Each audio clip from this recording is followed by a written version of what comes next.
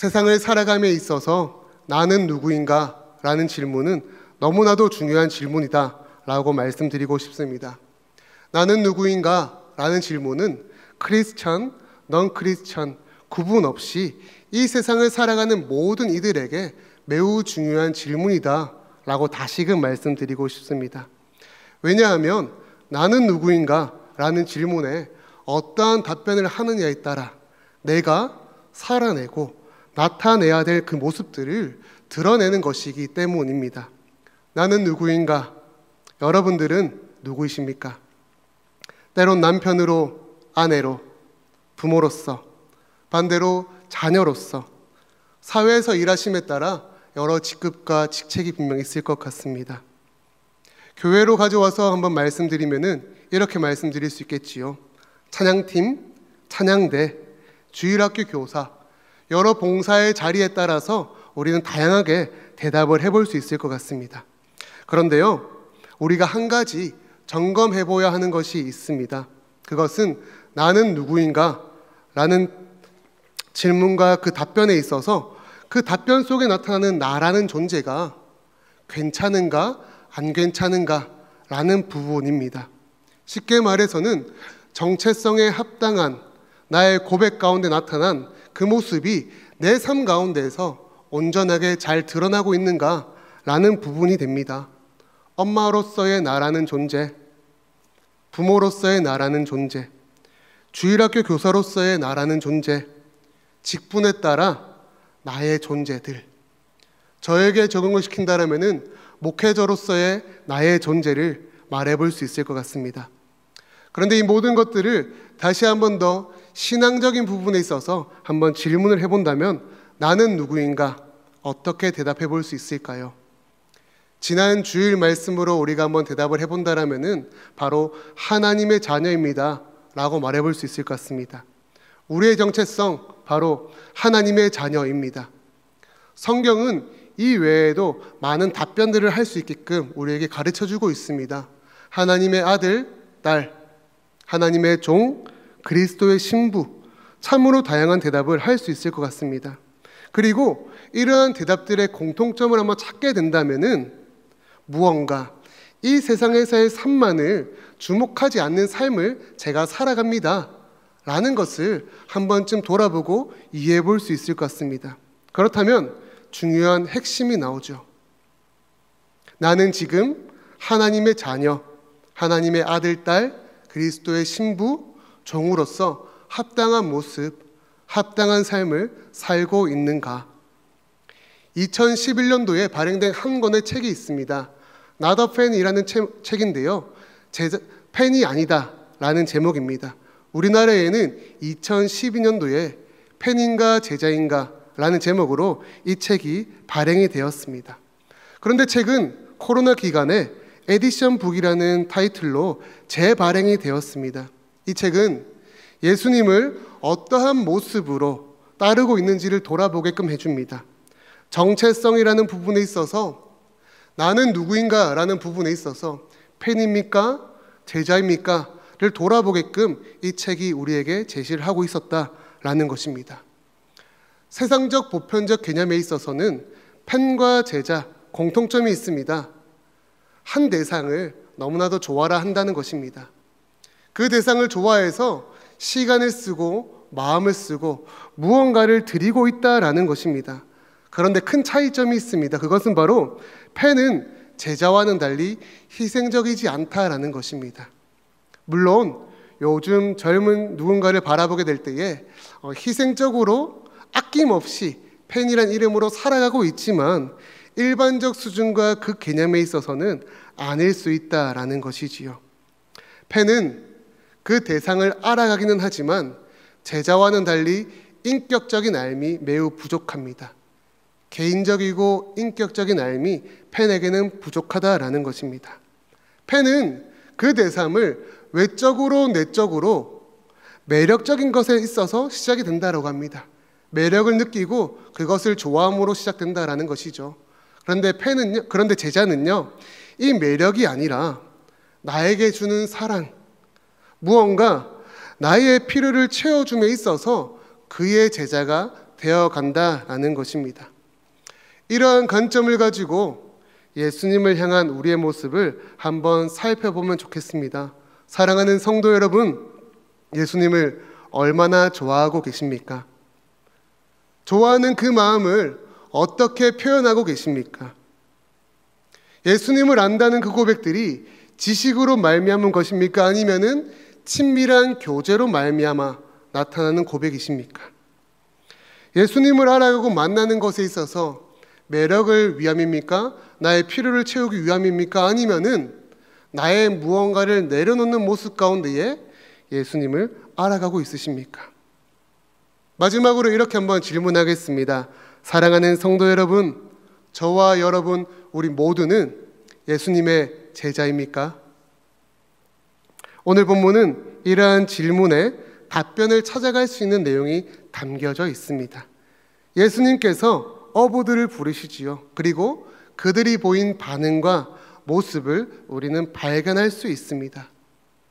그런데 그에 앞서 예수님께서 어떠한 상황 가운데 어부들을 부르시는지를 우리는 먼저 이해할 필요가 있는데요.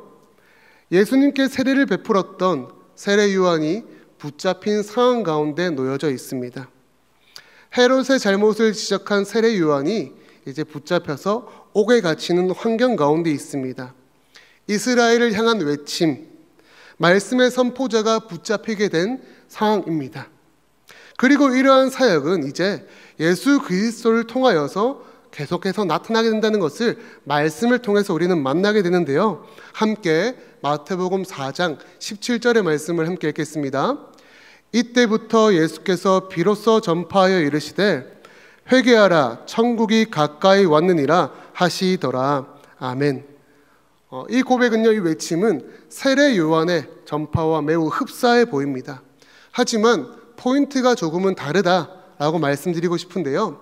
세례 요한은 회개에 대한 강조점이 있었다라면은 예수님께서는 천국이 가까이 왔다라는 전파가 조금 더 강했다라고 말씀드리고 싶습니다. 결국 예수님의 선포와 어부를 부르심은 다음과 같이 이해해 볼 수가 있는 것입니다. 먼저 이 복음의 소식, 천국, 하나님 나라의 메시지가 어부들을 향하여 먼저 전달되고 있다라는 것입니다. 천국, 하나님 나라는 이 시대를 살고 있었던 유대인들, 이스라엘 백성들이 가지고 있었던 일반적 개념과는 전혀 다른 나라였습니다. 내가 원하는 것이 펼쳐지고 내가 생각하고 있는 것들이 이루어지는 나라가 아니다라는 것이지요. 하나님 나라, 하나님의 나라, 즉 이 나라는 하나님께서 행하시고 하나님의 주권으로 말미암아 펼쳐지고 하나님의 능력으로 말미암아 이루어지고 살아가는 나라가 되는 것입니다. 지난주의 말씀을 돌아봄으로 한번 말해본다라면 바로 이 나라는 샬롬의 나라가 되는 것입니다. 이러한 메시지가 어부들에게 전달이 되는 것이지요. 그런데 지식적으로만 전달되는 것이 아니었습니다. 이 메시지가 심겨지기를 바라고 계셨습니다. 심겨지기를 바라면서 어부들을 부르신 것입니다. 천국과 하나님 나라의 그 개념들이 어부들에게 전달되고 그들이 깨달음으로 말미암아 즉 제자가 되기를 바라심에 그들을 부르신 것입니다. 그리고 어부를 부르셨다, 제자를 부르셨다는 것은 또 다른 하나의 목적이 있습니다. 그 목적은 바로 예수 그리스도의 사역을 함께 하자라는 것입니다. 하나님 나라를 위한 선포를 이 제자들이 함께 하는 것입니다. 본인들이 듣고 알고 깨달은 것을 가지고 간직한 것만이 아니라 주변 이들에게 함께 전하는 그 사역들을 하자라는 것입니다. 그런데 이때 배경적 상황과 환경이 어떠했다 했지요? 세례 요한이 붙잡힌 상황입니다. 이를 달리 말하면은 복음의 선포가 매력적으로 들리지 않는 시대였다라는 것입니다. 존중받지 못하였던 상황이다라는 것입니다. 이것을 전함에 따라 위기와 위협을 받을 수 있는 환경적이었다라는 것입니다. 이러한 배경을 우리가 가지고 이러한 이해를 가지고 우리 본문 19절의 말씀을 함께 읽어보겠습니다. 말씀하시되 나를 따라오라 내가 너희를 사람을 낚는 어부가 되게 하리라 하시니 아멘. 예수님께서 이제 갈릴리 해변을 다니시다가 시몬과 안드레를 부르시는 장면 가운데 나타난 말씀입니다. 그들을 부르셨습니다. 그리고 이후에는 야고보와 요한을 함께 부르십니다. 그런데 이 어부들을 불렀을 때 내 어부가 보인 그 반응, 너무나도 놀라운 모습으로 우리는 마주하게 됩니다. 우리 함께 본문 20절과 22절을 함께 읽겠습니다. 그들이 곧 그물을 버려두고 예수를 따르니라. 그들이 곧 배와 아버지를 버려두고 예수를 따르니라. 아멘. 쉽게 말해서 자신들이 가지고 있고 누리고 있었던 그 모든 것들을 버린다라는 것입니다. 우리의 생각으로 배와 그물은 버릴 수 있는데 어떻게 아버지까지 버릴 수 있지? 라고 생각해 볼 수 있지요. 1세기의 주된 문화와 같이 인식이라 말할 수 없었던 예수님의 전파에 이 네 어부들이 보인 반응입니다. 사랑하는 성도 여러분, 예수님의 부르심에 따라 제자가 된다는 것에 있어서 우리가 결코 오해하지 않았으면 하는 한 가지가 있습니다. 그것은 바로 예수님을 따르기 위해 이 네 제자들이 보였던 재산과 가족 등등 이 모든 것들을 매몰차게 버려야 한다라는 것은 아니다라는 것입니다. 사랑의 본체 되시고 은혜와 위로를 주시는 예수님께서 어찌 그러한 것을 우리에게 하시겠습니까? 오늘 본문의 의미는 이것입니다. 나에게 주어진 것들이 있는데 이것이 예수 그리스도를 따름에 있어서 방해되는 것이라면은 나의 삶의 모습, 삶의 환경을 내가 조정하겠습니다 라는 것입니다. 즉, 내 마음의 중심에, 내 삶의 우선순위에 재산, 가족, 나의 무언가가 있다면 이것들을 다 몰아내고 다 내다 버리고 이 중심의 우선순위에 예수 그리스도를 모시겠다라는 모습이 되는 것입니다.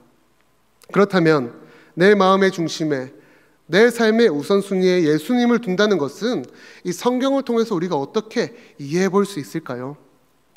고린도전서 12장 27절과 에베소서 1장 22절의 말씀을 우리 함께 한 목소리를 읽어보겠습니다. 여러분들은 그리스도의 몸이며 한 사람 한 사람은 그 몸의 지체입니다. 하나님께서는 만물을 그의 발 아래 두시고 그리스도를 그의 머리로 삼으셨습니다. 아멘. 저는 제자의 삶이 이러한 모습이라고 생각이 됩니다.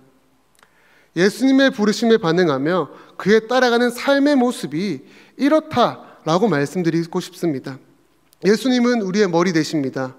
우리는 그분의 몸이 되는 것입니다. 만약 우리가 길을 걸어가다가 땅에 떨어진 돈을 발견하게 됩니다. 그 돈을 주울 때 우리의 모습은 어떻게 나타나게 될까요? 돈을 간절히 원하는 손과 발이 머리의 지시보다 앞서서 휙 발을 밀어넣고 남들 몰래 손으로 그 돈을 줍게 될까요? 아니지요. 머리가 명령합니다. 몸아, 손아, 발아, 관절아, 몸에 있는 모든 것 하나하나에게 명령합니다. 구부려라, 펴라, 주어라, 움직여라 등으로 나타난다는 것이죠. 그런데 만약 머리가 지시를 했는데 몸이 반응하지 않고 움직이지 않는다라면은 이 머리는 어떤 생각과 마음을 가지게 될까요? 엄청 힘들 것 같습니다. 슬플 것 같습니다. 마음이 아프다라고도 말해볼 수 있을 것 같습니다. 그런데 이것은요, 이 자리에 우리 모두가 한 번쯤은 경험해 본 것 있습니다. 체력적으로 다 쏟아내었을 때입니다. 더 이상 손과 발이 몸이 움직이지 못할 정도로 모든 에너지를 다 쏟아내었을 때입니다. 그럴 때 머리가 지시합니다. 움직여라고, 행동해야 된다라고. 그럴 때 움직이지 못하지 않습니까? 어떤 마음이 듭니까? 참으로 힘들고 안타깝고 어려움이 느껴집니다. 성도 여러분, 우리는 그리스도의 몸입니다. 그리스도는 우리의 머리 되십니다. 그런데 그분의 지시에 우리가 우리의 마음대로 행동한다라면은 머리 되신 예수님께서 어떤 마음과 어떤 생각을 하시겠습니까? 우리가 제자가 되어서 몸입니다 라고 말할 수 있는 존재가 되었는데 지시에 따라 말씀에 따라 행하지 아니하고 내 마음대로 행동하고 싶어 한다라면은 어떠하실까요? 사실 그렇게 우리가 마음대로 행동한다라면은 내가 몸입니다, 내가 제자입니다 라는 고백들을 다시금 점검해 보아야 될 것 같습니다. 다시 본문으로 돌아와 4명의 어부들이 보인 예수님을 따르는 이 모습, 바로 제자가 되기 위한, 사람을 낚는 어부가 되기 위한 가장 기본적이고도 가장 중요한 모습이다라고 말씀드리고 싶습니다. 저는 오늘의 본문을 통하여서 제자는 어떤 존재인가와 함께 제자로서의 삶은 어떤 삶을 살아가야 되는가를 함께 나누고 싶었습니다. 사람 낚는 어부가 어떤 존재인지를 이제 알았다라면은 사람 낚는 어부가 어떤 삶을 살아가야 되는지를 이제 나누고 싶다라는 것입니다. 깨닫고 점검을 해보았다라면은 이제는 나의 믿음의 삶을 돌아보면서 다시금 결단하는 귀한 시간이 되기를 간절히 소망한다라는 것입니다. 제자의 삶은 스승의 것을 배움으로 말미암아 첫 발을 내딛는다라고 합니다. 저는 이 부분에 있어서 예수님이 보여주신 그 사역을 함께 주목하고자 합니다. 우리 본문 23절의 말씀을 함께 읽어보겠습니다. 예수께서 온 갈릴리에 두루 다니사 그들이 회당에서 가르치시며 천국 복음을 전파하시며 백성 중에 모든 병과 모든 약한 것을 고치시니. 아멘. 이 말씀을 중심으로 3가지를 잠시 나누도록 하겠습니다. 첫 번째는 가르치다에 대한 적용입니다. 가르치다라는 것을 우리가 일반적으로 생각해 볼 때 스승과 제자를 떠올려 볼 수 있을 것 같습니다. 스승과 제자를 놓고 말하게 될 때 스승의 가장 큰 기쁨이 무엇인지 아십니까? 스승의 전함을 제자가 다 이해했다 라고 한번 말해볼 수 있을 것 같은데요, 이것이 틀린 답은 아니지만 가장 큰 기쁨은 아니다 라고 말씀드리고 싶습니다. 스승의 가장 큰 기쁨이 무엇이냐면요, 스승의 전함을 제자가 잘 소화하고 이제는 이 제자가 스승이 되어서 다른 제자를 삼아갈 때에 스승은 가장 큰 기쁨을 누린다 라고 말해볼 수 있을 것 같습니다.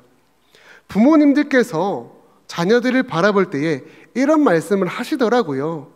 야, 너 이제 다 컸구나. 바로 이것입니다. 스승이 제자를 바라볼 때 다 컸네 라는 그 마음이 들 때에 가장 큰 기쁨이 있다라는 것입니다. 주일학교 교사를 섬기다 보면요, 그 제자였던 어린아이들이 청년이 되고 성인이 되어서 교회 사역 가운데에, 현장 가운데에 함께하게 됩니다. 때로는 주일학교 교사라는 곳에서 함께 섬기게 된다라는 것입니다. 그럴 때에 많은 신앙의 선배들이 이렇게 얘기하더라고요. 야, 너를 보니 참 다 큰 것 같아. 너의 모습 참으로 많이 큰 것 같아 라는 것입니다. 가르치다라는 것은 지식 전달 끝이 아니라 흘러가게끔 하는 것입니다. 제자화의 연속이 나타나기를 기대하며 가르친다라는 것입니다. 그런데 우리가 이 가르치다라는 것을요, 조금 관점을 달리하고 개념을 한번 달리하여서 짚어보면 좋겠습니다. 바로 가르치기 위해서는 내가 알고 있는 것이 진짜인지 가짜인지에 대한 올바른 지식이 필요하다라는 것입니다. 이것을 교회로 가져와서 우리의 신앙적으로 표현 한번 해보겠습니다.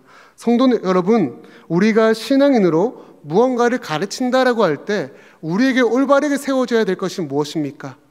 바로 말씀입니다. 복음입니다. 믿음입니다. 즉, 내가 올바른 신앙의 가르침을 위해서는 말씀과 복음과 이 믿음이 내 안에 올바르게 세워져 있어야 한다라는 것입니다. 이 진리가 흔들리지 않아야 한다라는 것입니다. 그래서 첫 번째로 나누고 싶었던 메시지는 바로 이것입니다.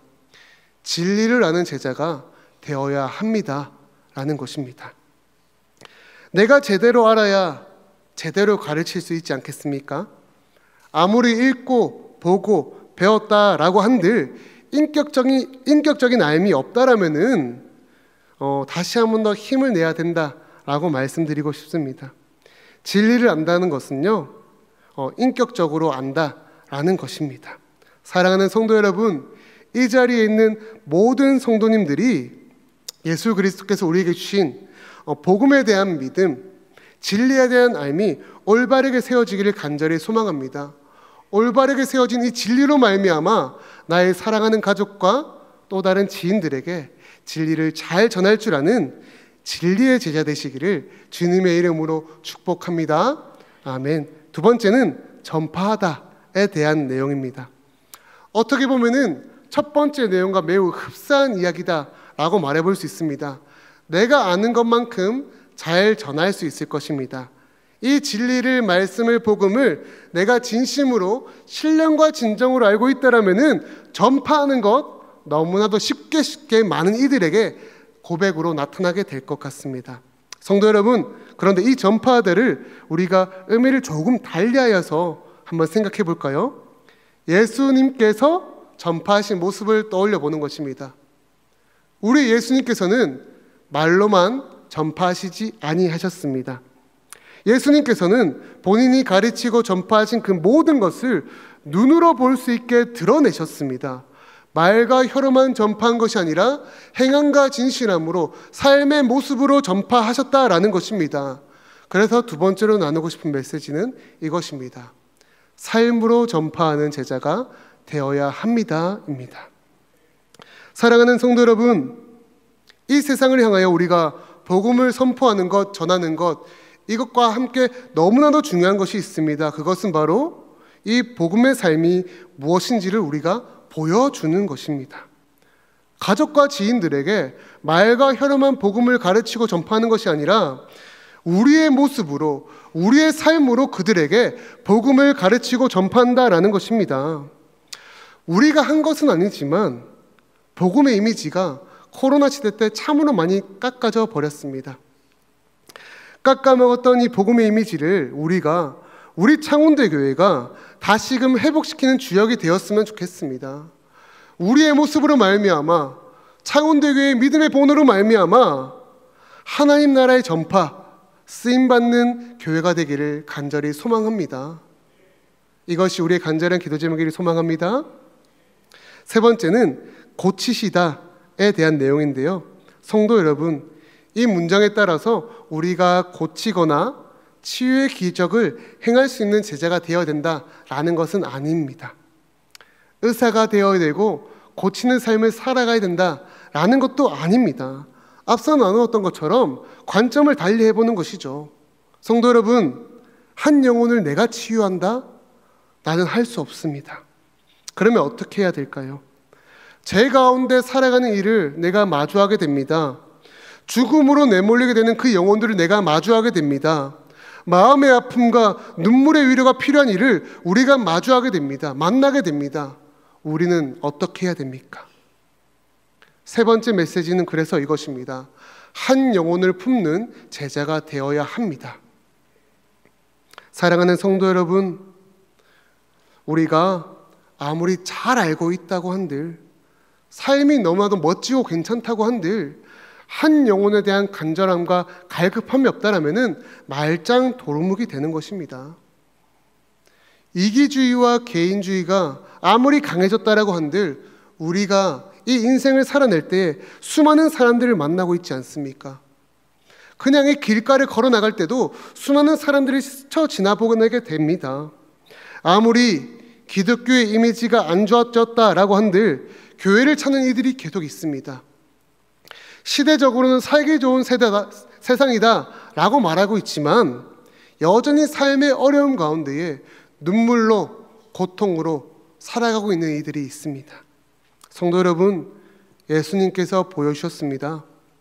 잃은 양 하나를 찾으러 가겠다라고요. 죄인 한 사람을 위해서 내가 걸어가겠다라고요. 바로 이것입니다. 제자로서 우리가 산다라는 것은 영혼 구원을 향한 갈급함, 갈망, 열심, 그것을 품음으로 살아내는 것입니다. 영적 기지개를 활짝 켜야 하는 요즘이지요. 신앙의 열심을 다시금 나타내 보여야 하는 요즘이라 말하고 싶습니다.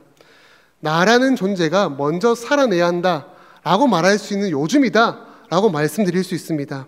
그런데 이러한 상황 가운데 성도 여러분, 다른 이를 향한 그 마음, 한 영혼을 향한 그 마음은 어떠십니까? 저 역시나 부족합니다. 그러다 보니까 성도님들을 마주하고 대면하게 되고 무언가를 행할 때에 이 마음으로 예수 그리스도께 기도할 때에 참으로 죄송한 마음과 그런 회개 기도를 주님께 올려드립니다. 그러나 그렇다고 멈추고 싶지 않습니다. 지금 이런 모습에, 이런 환경에 안주하고 싶지 않다라는 것입니다.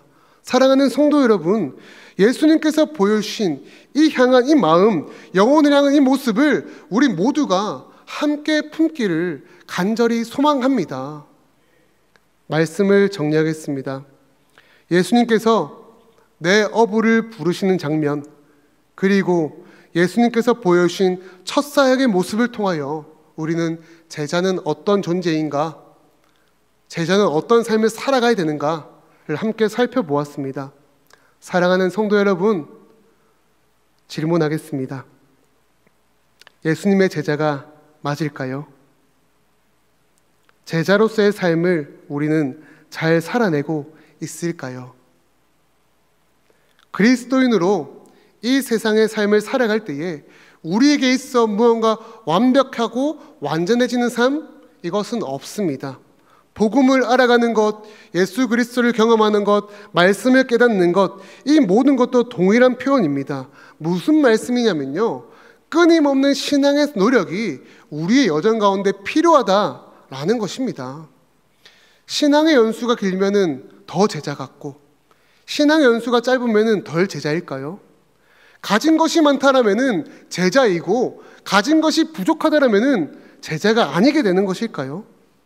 이러한 논리가 아니다라는 것입니다. 사랑하는 성도 여러분, 오늘의 본문이 우리에게 거룩한 부담감을 안겨다 줍니다. 그러나 이 부담감과 함께 저는 큰 위로와 감사가 담겨 있다라고 말씀드리고 싶습니다. 그것은 바로 우리가 주님의 제자로 부름받았다라는 것입니다. 앞서 나누었던 그 모든 것들을 잘 지키지 못하는 존재입니다. 능력이 없고 참으로 연약한 존재입니다. 삶이 조금 그러할 수 있는 존재다라는 것이죠. 주님을 닮아가기보다 세상을 주목하고 죄를 지어가는 존재가 우리일 수 있다라는 것입니다. 자주 쓰러지고 배신하고 주님을 멀리하는 존재가 바로 우리일 수 있는데, 그럼에도 불구하고 주님은 우리를 제자로 부르셨다는 것입니다. 성도 여러분, 주님의 이 마음을 아시기를 간절히 소망합니다. 너가 제자로 부름받았을 때에 너의 능력에 따라 일을 하고 너의 생각에 따라 일하는 것이 아니야. 소진당하는 그런 존재가 아니라는 것입니다. 먼저 구원받은 존재, 복음을 경험하는 존재, 깨달음으로 살아가는 그 제자가 너다, 우리다 라는 것을 주님은 가르쳐 주시는 것입니다. 그리고 이후에 우리에게 도전하는 것입니다. 너 제자지? 너 복음을 맛보았지? 그러면은 살아내보자. 믿음의 삶을 살아내보자. 본을 보이자. 나와 함께 인생의 여정을 살아가자라는 것입니다. 사랑하는 우리 창원대교회 모든 성도님들, 제자가 되고 제자로 산다는 것은요, 참으로 어렵고 참으로 부담스러운 말씀입니다. 그러나 그 이면에 담긴 그 말씀, 그 마음을 우리가 바라봅시다. 구원받은 존재, 사랑받은 존재, 능력 부음받은 존재, 그러한 제자가 바로 우리입니다. 아멘이시길 소망합니다. 간절히 소망합니다. 제자가 누구인가? 라는 물음에 말과 혀로만, 입술로만 대답하는 주의 자녀가 되는 것이 아니라 우리의 행함으로, 우리의 삶으로 대답할 줄 아는 모든 성도님들 되시기를 주님의 이름으로 축복합니다. 제자의 삶을 통하여 주님과의 관계가 더욱더 깊어지고, 또한 온전한 믿음이 세워짐으로 말미암아 믿음을 흘러 보낼 줄 아는 믿음의 제자가, 믿음의 주의 제자가 이 시간 함께 예배드리며 주님께 나아가는 모든 성도님들 되시기를 주님의 이름으로 축복합니다. 아멘.